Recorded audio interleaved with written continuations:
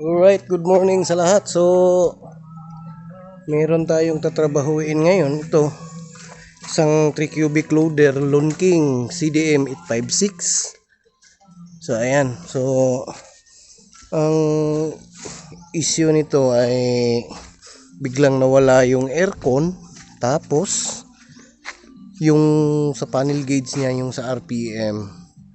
Hindi, yung sa panel gauge niya lahat, hindi na gumagalaw guys. So ayan, so chinik natin yung unit at meron tayong nakita dito. Akit muna tayo dito. So ayan. So ang cause ng failure nito guys, ayan. So ayan. Pinutol ng daga dito yan nakakonekta. Oh, ayan. Tapos doon sa panel gauge na ayaw nang gumalaw, ay ayan. So kung makikita nyo, putol na yung sa speed sensor. Yan yung sakit niya. Wala nang Tapos sa aircon guys, yan. Ito yung linya ng aircon at doon yan nakakabit. So ito ang cause ng failure niya. So ang problema natin ngayon ay pinutol talaga sa dulo guys. Yan. Lalong-lalo na ito guys. So, pinutol talaga sa dulo. So ang gagawin natin ngayon, since wala pa tayong parts, try muna nating ipagdugtong. Hopefully kakayanin natin na maidugtong, lalong-lalo na yung sa speed sensor guys. So wala na talaga. So ayan, so abang-abang lang tayo. Try nating pagdugtong, tapos tingnan natin kung babalik ba yung function ng mga naputol na yan. So ayan. Ayan na. So ito na guys. So tinanggal natin to. Ito yung kadugtong dito sa aircon. So dudugtungan natin to ng bagong wire. Tapos ito naman, ito yung cover dito sa yan. Yan yung cover dyan. So good news, may parang inano pa dito. So tatanggalin lang natin yan para medyo may mapagdugtungan pa tayo doon sa kanyang mga wires to. So idudugtong lang natin yan mamaya guys. So babaklasin lang natin tong parang inano nila. Ayan, so at least may matitira pang mahaba. Ayan guys.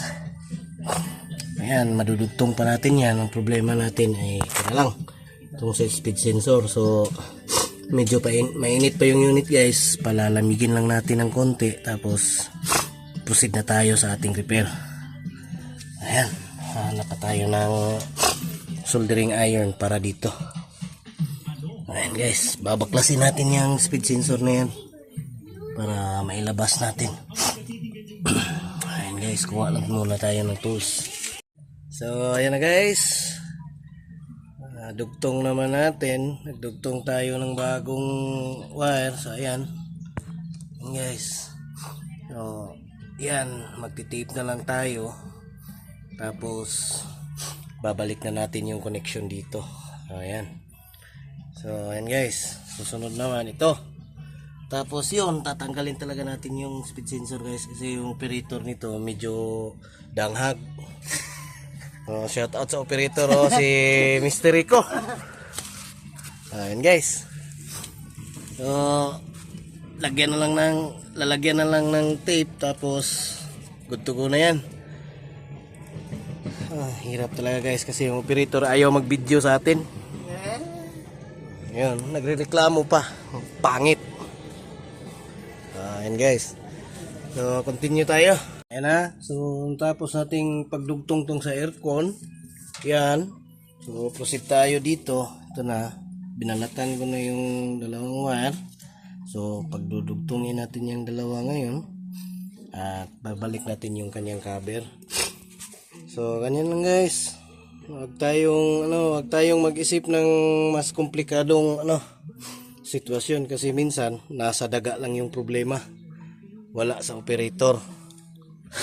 Ayan guys, pinuto lang ng mga daga yan guys.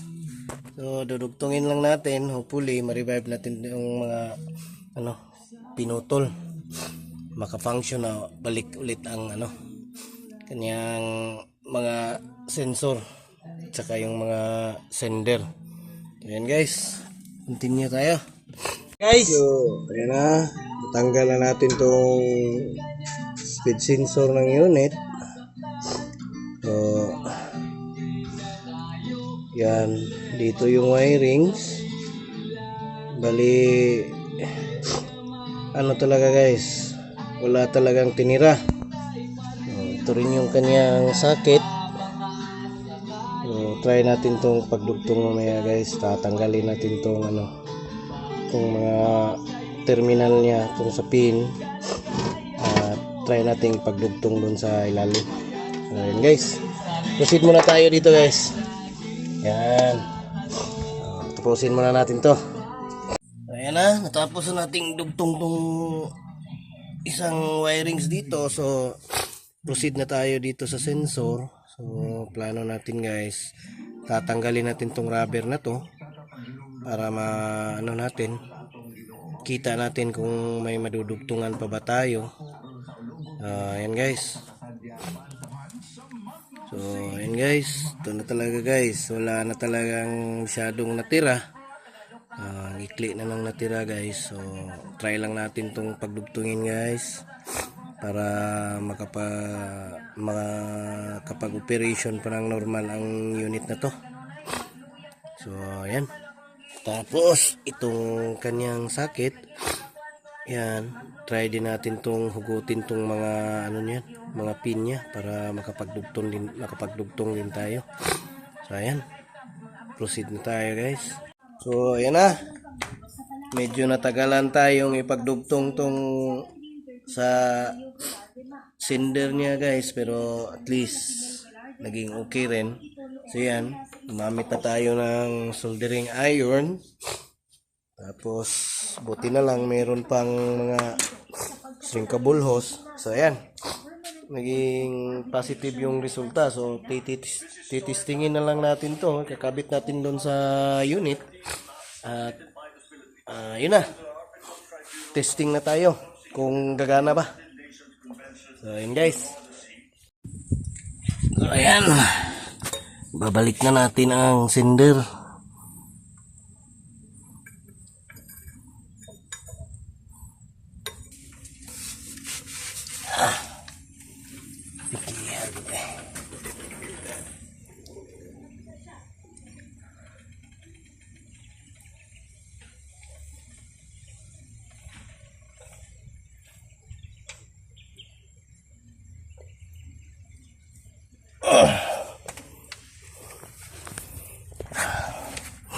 Yan, medyo matigas lang pero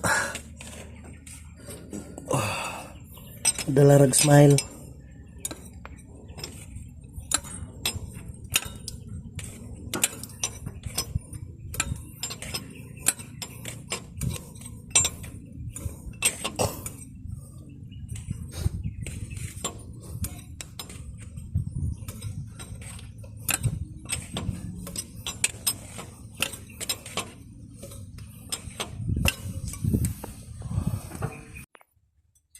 So yan na, natapos na tayong magkabit ng lahat ng pinutol ng daga.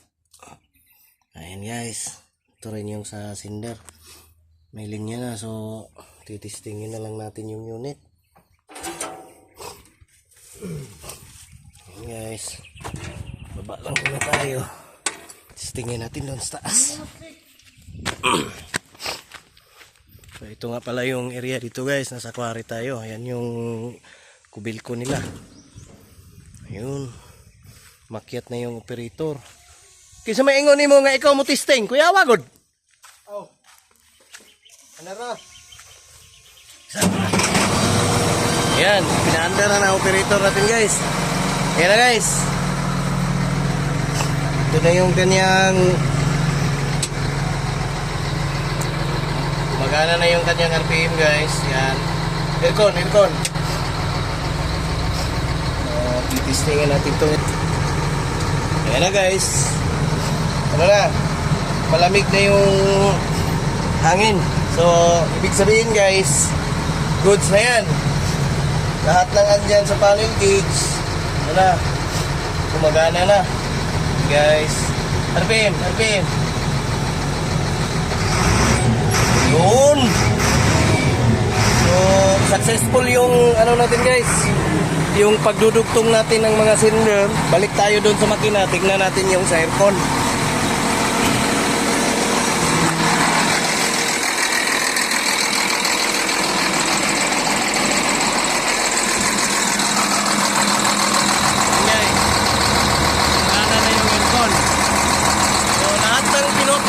Dyan ay inano natin, ni-repair natin. So yan na. Sa awa ng Diyos guys, kahit medyo matagal saka ano mahirap, sa awa ng Diyos naging okay naman lahat. So yan lang. Kasi ni-report to sa atin, wala na tong aircon, wala na yung RPM. Tapos yun na, nakita natin yung mga wirings na pinutol ng mga daga. So, yan lang. Ganyan lang mag-repair guys. Pwede po tayong magdugtong hanggat kaya natin. So, that's all for today. Sa mga bago pa lang po sa channel ni Pobreng Mekaniko, please don't forget to like, share, and subscribe. At paki-hit na rin yung notification bell para po maging updated kayo sa mga bagong videos na i-upload ni Pobreng Mekaniko. So, yun lang guys. Thank you. Ayan na guys. Testingin na ang unit. So, ayan na. Wala nang reklamo yung operator. Malamig na yung aircon niya. Ayan na guys.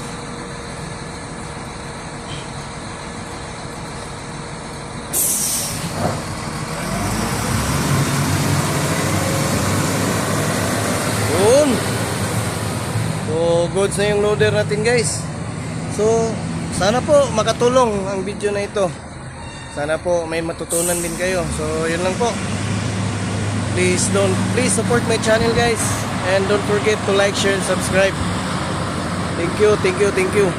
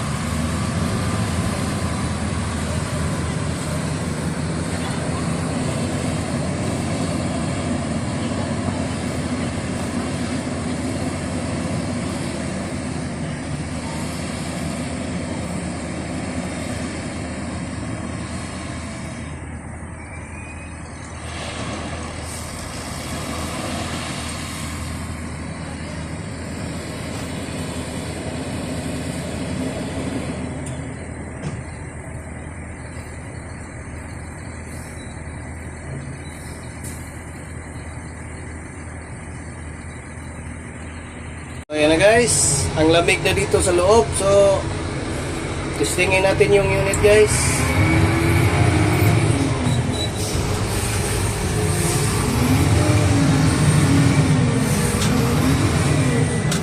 Ayan guys, ang lamig na dito sa loob guys.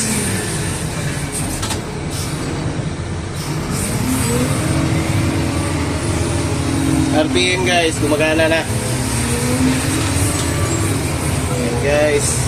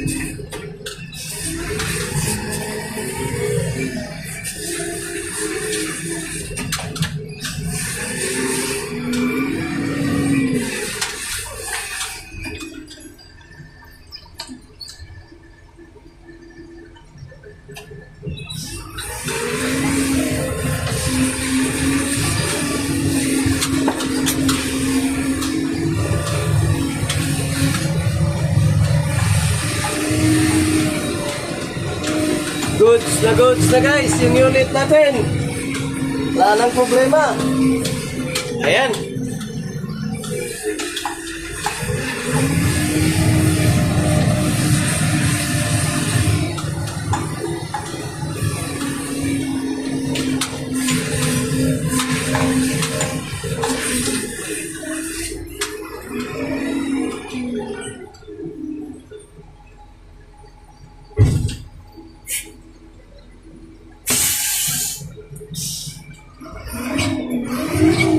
Lamig na dito sa loob guys. Wala nang problema. Tapos yung RPM natin, magana na. Yan. Yan guys.